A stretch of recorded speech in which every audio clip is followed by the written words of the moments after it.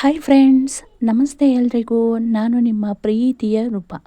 Friends, ಹೈನುಗಾರಿಕೆ ಮಾಡುತ್ತಿರುವವರು ಹಾಗೆ ಹೈನುಗಾರಿಕೆ ಮಾಡಲು ಬಯಸುವವರು ಮುಖ್ಯವಾಗಿ ತಿಳ್ಕೊಳ್ಳಬೇಕಾದ ಒಂದು ಮಾಹಿತಿ ಅಂತಲೇ ಹೇಳ್ಬೋದು.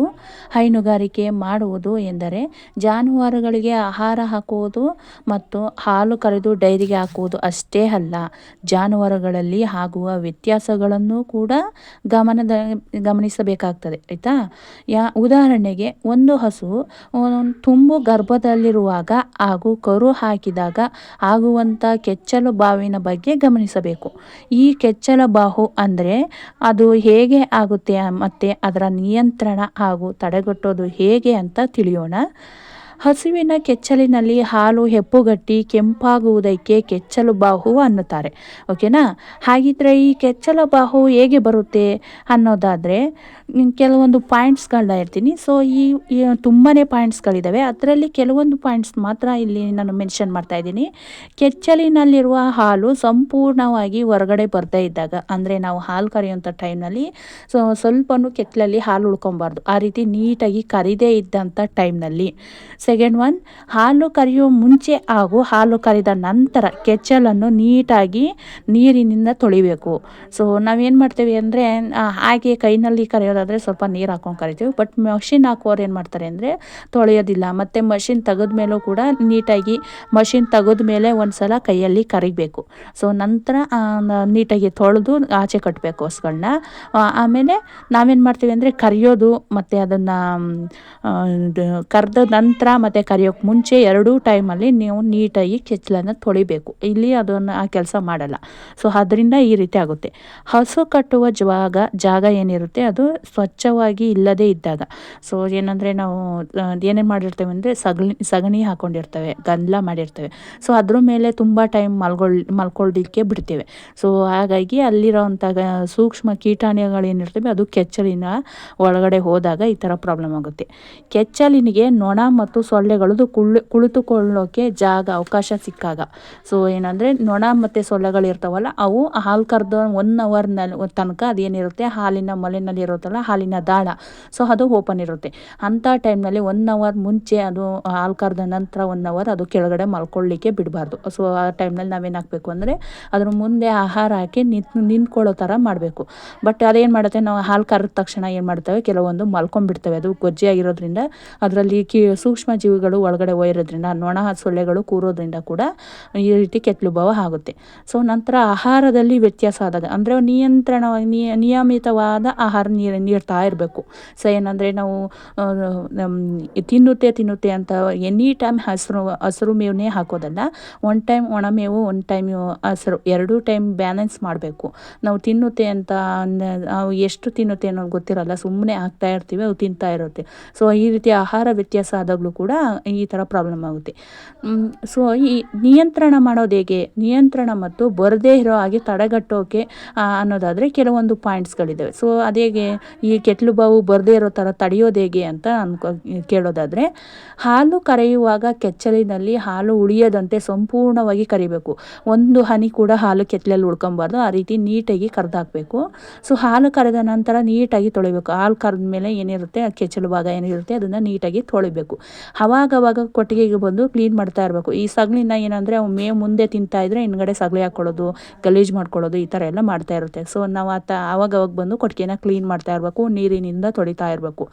ಹಾಗೆ ಸಮತೋಲನ ಆಹಾರ ನೀಡಬೇಕು. ಸಮತೋಲನವಾಗಿ ಅಂದರೆ ಒಂದೇ ಟೈಮಲ್ಲ, 1 ಟೈಮ್ ಒಣಮೇವು, 1 ಟೈಮ್ ಹಸಿರು ಮೇವು, ಈ ಥರ ಹಾಕ್ಕೊಂಡು ಬ್ಯಾಲೆನ್ಸ್ ಮಾಡಬೇಕು ಅವನ್ನ. ಸೊ ಲಕ್ಷಣಗಳು, ಕೆಚ್ಚಲು ಬಾವು ಲಕ್ಷಣಗಳು ಅಂತ ಏನಂದರೆ ಅದರಲ್ಲೂ ಕೆಲವೊಂದು ಪಾಯಿಂಟ್ಸ್ ಇದ್ದಾವೆ. ಸೊ ಹೇಳ್ತೇನೆ ನೋಡಿ. ಕೆಚ್ಚಲು ಬಾವು ಆದಾಗ ಕೆಚ್ಚಲು ಕೆಂಪಾಗುವುದು, ಅಂದರೆ ಕೆಚ್ಚಲು ಬಾವು ಆದಾಗ ಏನಾಗುತ್ತೆ ಅಂದರೆ ಅದ್ರ ಕೆಚ್ಚಲು ಭಾಗ ಏನಿರುತ್ತೆ ಅದು ಸ್ವಲ್ಪ ಊದ್ಕೊಂಡಿರೋ ಥರ, ಕೆಂಪಾದ ಥರ ಇರುತ್ತೆ. ಸೊ ಊದಿರುವಂಥ ಕೂಡ ಇರುತ್ತೆ.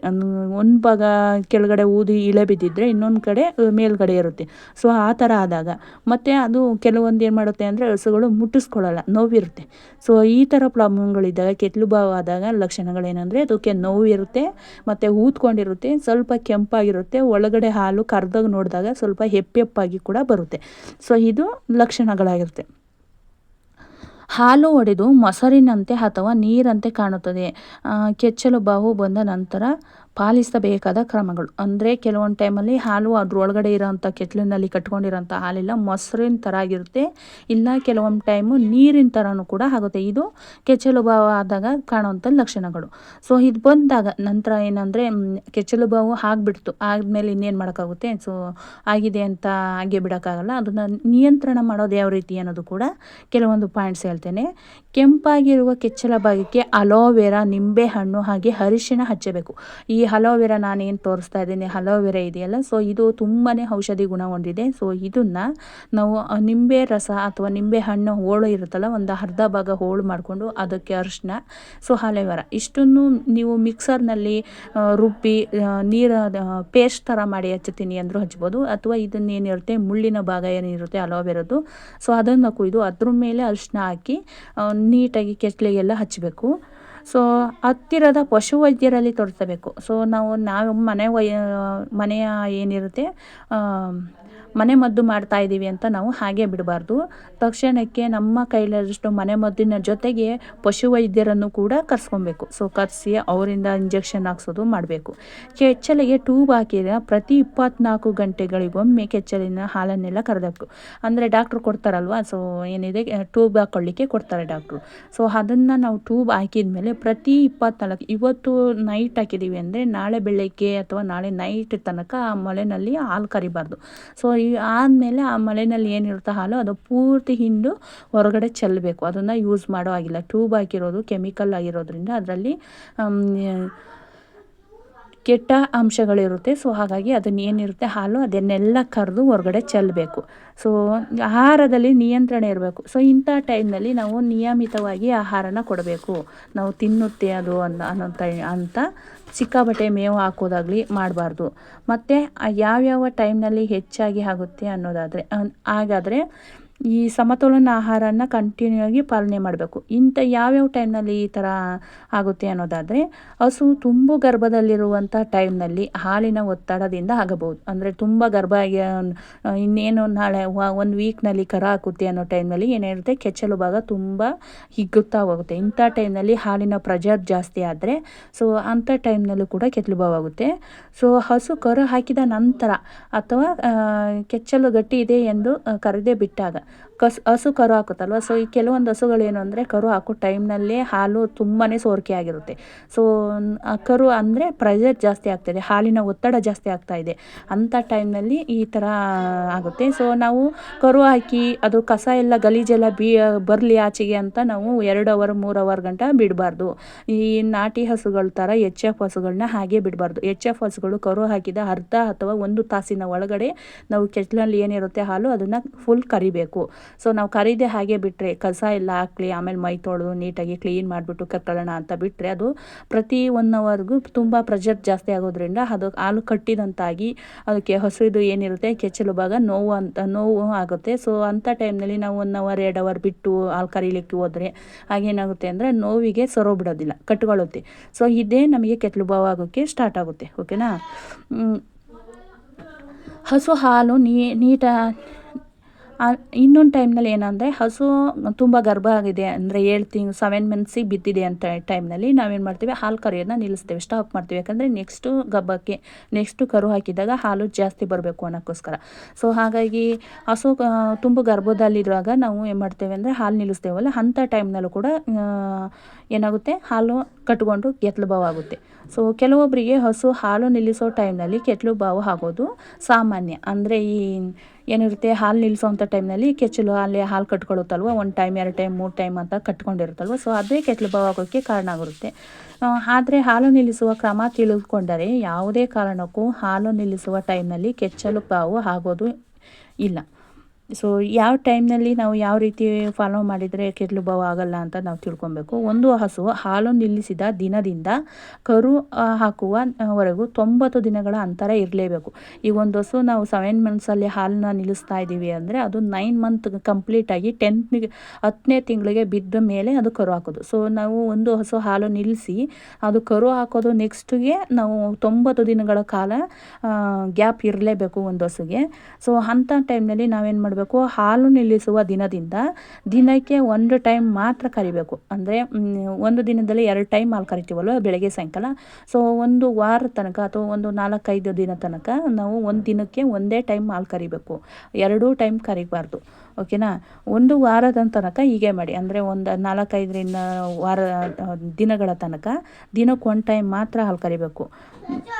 ನಿಲ್ಲಿಸಬೇಕು ಇವತ್ತಿನಿಂದ ಹಾಲು ಕರೆಯೋದು ನಿಲ್ಲಿಸಬೇಕು ಎಂದಾಗ ಬರೀ ಒಣಮೇವನ್ನು ಮಾತ್ರ ನೀಡಬೇಕು. ಹಾಲು ಕರೆಯೋದನ್ನ ಇವತ್ತಿಂದ ಸ್ಟಾಪ್ ಮಾಡ್ತೀವಿ ನಾವು. ಹಾಲು ಕರೆಯೋದನ್ನ ಅನ್ನೋ ಟೈಮ್ನಲ್ಲಿ ನಾವು ಏನು ಮಾಡಬೇಕು, ಅದಕ್ಕೆ ಫೀಡ್ಸ್ ನೀಡೋದಾಗಲಿ, ಅಂದರೆ ತಿಂಡಿನ ಕೊಡೋದಾಗಲಿ ಅಥವಾ ಹಸಿರು ಮೇವನ್ನ ಹಾಕೋದಾಗಲಿ ಮಾಡಬಾರ್ದು. ಬರೀ ಒಣಮೇವು ಹಾಗೆ ಬರೀ ನೀರಷ್ಟೇ ಕೊಡಬೇಕು. ಈ ರೀತಿ ಒಂದು ವೀಕ್ ಅಥವಾ 10 ದಿನ ತನಕ ಮಾಡಿದರೆ ಕಂಪ್ಲೀಟ್ ಹಾಲೆಲ್ಲ ಸೀದು ಅದು ಮಾಮೂಲಿ ಕೆತ್ತಲೆಲ್ಲ ಕಡಿಮೆ ಆಗುತ್ತೆ. ನೋಡ್ತಾ ಇರ್ಬೋದು, ನಮ್ಮನೆಯ 2 ಹಸುಗಳನ್ನ ನಾನು ಹಾಲು ಕರೆಯೋದನ್ನ ನಿಲ್ಲಿಸಿದ್ದೀವಿ. ಸೊ 2 ಹಸುಗಳು ಕೂಡ ಹಾಲು ಎಷ್ಟು ಚೆನ್ನಾಗಿ ಸೀತಾ ಇದೆ ಅಂತ. ನಾನು ಈ ಒಣಮೆ ಬಿಟ್ಟು ಬೇರೆ ಏನೂ ಹಾಕ್ತಾ ಇಲ್ಲ ಅವಕ್ಕೆ. ಸೊ ಇಂಥ ಟೈಮಲ್ಲಿ ಏನಂದರೆ ಕೆಲವೊಂದು ಹಸುಗಳು ತುಂಬ ವೀಕ್ ಆಗೋಂಥ ಚಾನ್ಸಸ್ ಇರುತ್ತೆ. ವೀಕ್ ಆಗುತ್ತೆ ಅಂತ ನಾವೇನು ಮಾಡ್ತೀವಿ, ಹಸಿರು ಕೊಡೋದಾಗಲಿ ಅಥವಾ ತಿಂಡಿ ಕೊಡೋದಾಗಲಿ ಮಾಡಬಾರ್ದು ಯಾವುದೇ ಕಾರಣಕ್ಕೂ. ಆ ಥರ ಏನಾದರೂ ಮಾಡಿದ್ವಿ ಅಂದರೆ ಮತ್ತೆ ಹಾಲು ಬರಲಿಕ್ಕೆ ಸ್ಟಾರ್ಟ್ ಮಾಡ್ತಾ ಇರುತ್ತೆ. ಹಾಲು ಬಂದು ಮತ್ತೆ ಕೆತ್ತಲಲ್ಲಿ ಸ್ಟಾಕ್ ಆಗಿ ಅದು ಕೆತ್ತಲು ಬಾವಿನ ಕಡೆಗೆ ತಿರ್ಕೊಳ್ಳುತ್ತೆ. ಸೊ ಹಾಗಾಗಿ ನಾವು ಹಸಿರು ಮೇವಾಗಲಿ ತಿಂಡಿನಾಗಲಿ ಕೊಡಬಾರ್ದು. ನಂತರ ಒಣಮೇವು ಅಷ್ಟೇ ಹಾಕಬೇಕು. ಆಮೇಲೆ ಈ ಟೈಮ್ನಲ್ಲಿ ನಾವು ಮೈನ ತೊಳೆಯೋದಿಲ್ಲ. ಯಾಕಂದರೆ ಮೈನ ತೊಳೆಯಲಿಕ್ಕೆ ನೀರನ್ನು ಹಾಕಿದರೆ ಅವು ಕೆಲವೊಂದು ಹಸುಗಳು ಮೈ ತೊಳಿತಾ ಇರಬೇಕಾದ್ರೆ ಸೊರವು ಬಿಟ್ಕೊಳ್ಳೋದು ಜಾಸ್ತಿ. ಸೊ ಹಾಗಾಗಿ ಈ ಟೈಮ್ನಲ್ಲಿ ನಾವು ತೊಳೆಯಲಿಕ್ಕೆ ಹೋದರೆ ಅದೇನಾಗುತ್ತೆ, ಸೊರವು ಬಿಡ್ಕೊಂಡು ಕೆತ್ತಲಲ್ಲಿ ಹಾಲು ಕಟ್ಕೊಂಡು ಅದೇ ಕೆತ್ತಲು ಬಾವು ಕಡೆ ತಿರ್ಕೊಳ್ಳುತ್ತೆ ಅನ್ನೋದಕ್ಕೋಸ್ಕರ ಒಂದು 15 ದಿನಗಳ ತನಕ ನಾನು ಹಸುಗಳನ್ನ ಮೈನ ತೊಳೆಯಲಿಕ್ಕೆ ನೀರು ಹಾಕಿ ಮೈನ ತೊಳೆಯಲಿಕ್ಕೆ ಹೋಗೋದಿಲ್ಲ. ಸೊ ಈ ರೀತಿ ನಾವು ಈ ಕ್ರಮಗಳನ್ನ ಫಾಲೋ ಮಾಡಿದರೆ ನಾವು ಹೈನುಗಾರಿಕೆ ಮಾಡೋರಲ್ಲಿ ಯಾವುದೇ ಕಾರಣಕ್ಕೂ ಕೆತ್ತಲು ಬಾವು ಆಗುವಂಥ ಚಾನ್ಸಸ್ಸು ತುಂಬಾ ಕಡಿಮೆ ಇರುತ್ತೆ. ನೋಡ್ತಾ ಇರ್ಬೋದು, ನಮ್ಮನೆ ಹಸುಗಳಿಗೆ ಕೆತ್ತಲಿಗೆಲ್ಲ ಕೈ ಹಾಕಿದ್ರು ಸ್ವಲ್ಪನೂ ಕೂಡ ಎತ್ತುತ್ತೆ ಇಲ್ಲ ಕಾಲು. ಆ ಥರ ಏನಾದರೂ ಕೆತ್ತಲು ಬಾವು ಆದರೆ ತುಂಬಾ ನೋವಿರುತ್ತೆ ಅವಕ್ಕೆ. ಸೊ ಅವು ಮುಟ್ಟಿಸ್ಕೊಳ್ಳೋಕ್ಕೂ ರೆಡಿ ಇರೋದಿಲ್ಲ. ಗೊತ್ತಾಯ್ತಾ ಫ್ರೆಂಡ್ಸ್? ಈ ಥರ ಫಾಲೋ ಮಾಡಿ ನೀವು ಕೂಡ ಹೈನುಗಾರಿಕೆಯನ್ನು ತುಂಬ ಆರಾಮಾಗಿ ಹಾಗೆ ಸುಲಭವಾಗಿ ಮಾಡ್ಬೋದು ಅಂತ ಹೇಳ್ತಾ, ನಾನು ಈ ಪ್ರೊಸೀಜರ್ನ ಫಾಲೋ ಮಾಡೋದ್ರಿಂದ ನಮ್ಮನೆ ಹಸುಗಳಲ್ಲಿ ಕೆತ್ತಲು ಬಾವು ತುಂಬಾ ಕಡಿಮೆ ಇರುತ್ತೆ. ಸೊ ಹಾಗಾಗಿ ನೀವು ಕೂಡ ಇದನ್ನು ಫಾಲೋ ಮಾಡಿ ಅಂತ ಹೇಳ್ತಾ ಇದ್ದೀನಿ. ಹಾಗೆಯೇ ಈ ವಿಡಿಯೋ ನಿಮಗೆ ಇಷ್ಟ ಆದರೆ ಪ್ಲೀಸ್ ಒಂದು ಲೈಕ್ ಮಾಡಿ, ಶೇರ್ ಮಾಡಿ, ಕಮೆಂಟ್ ಮಾಡಿ ಅಂತ ಹೇಳ್ತಾ, ಥ್ಯಾಂಕ್ ಯು ಸೋ ಮಚ್. ನನ್ನ ವಿಡಿಯೋನ ಫುಲ್ ವಾಚ್ ಮಾಡಿದ ಎಲ್ಲರಿಗೂ ಥ್ಯಾಂಕ್ ಯು.